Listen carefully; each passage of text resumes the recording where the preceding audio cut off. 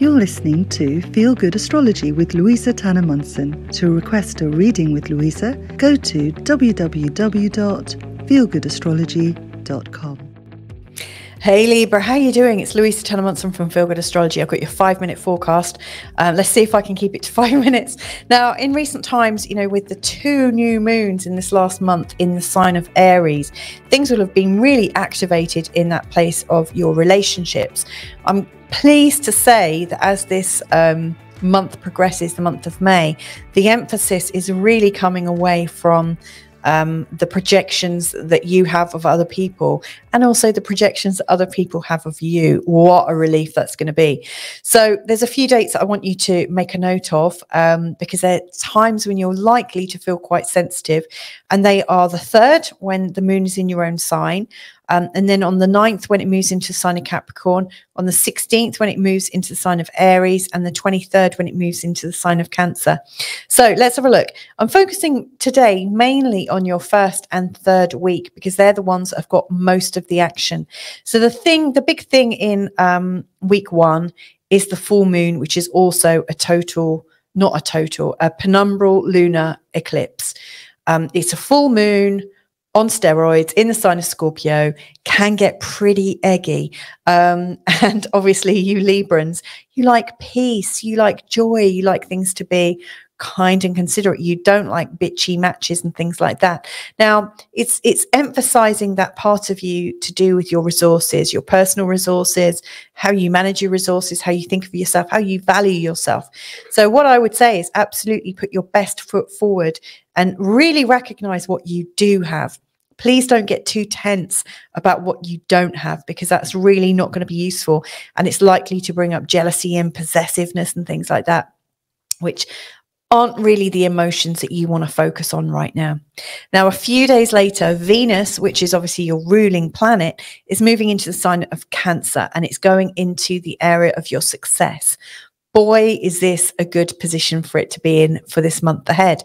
It's going to bring a lot more ease in the way you are, a lot more ease in the way you work, how you get recognized. Now, wouldn't that be nice to get recognized for who you are and really appreciated for that? So I absolutely love that aspect of this month ahead for you.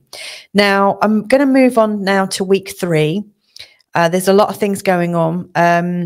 First of all, Mercury's been retrograde in the sign of Taurus for the first 2 weeks of this month. And on the 15th, Mercury goes direct again. This has been happening in the area of unfinished business to do with other people's value systems. It could be their money. It could be their judgments of you. It could also be things like old ancestral wounds and blame, shame, guilt and anger. The 8th house really covers the gamut of it. It's really about the whole life cycle that's going on.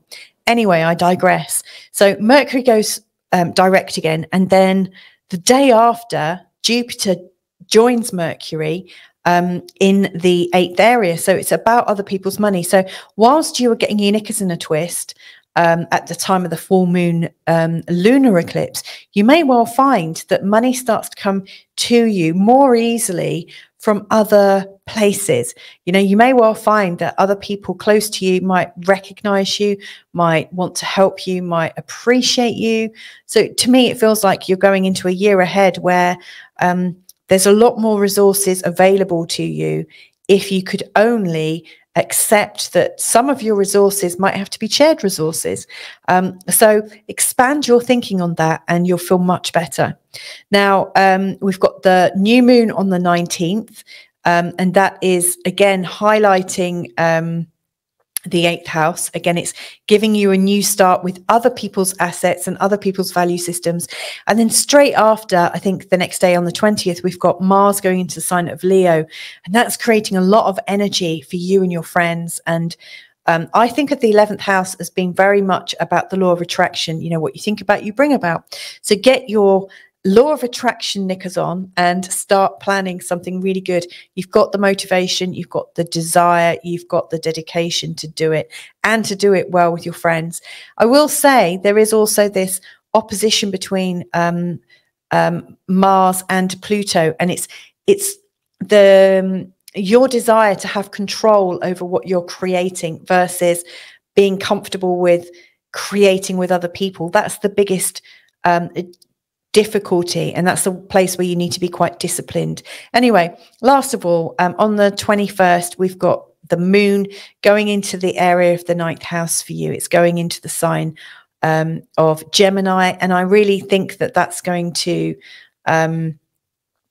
create some ease. It's going to be less intense. It's going to bring up a natural curiosity and a desire to expand. So anyway, there's your 5-minute forecast. I hope it's helpful to you, Libra. And if I can be of any help, then just drop me a line. Anyway, take care and have a great month ahead. Bye for now. To request a reading with Louisa, go to www.feelgoodastrology.com.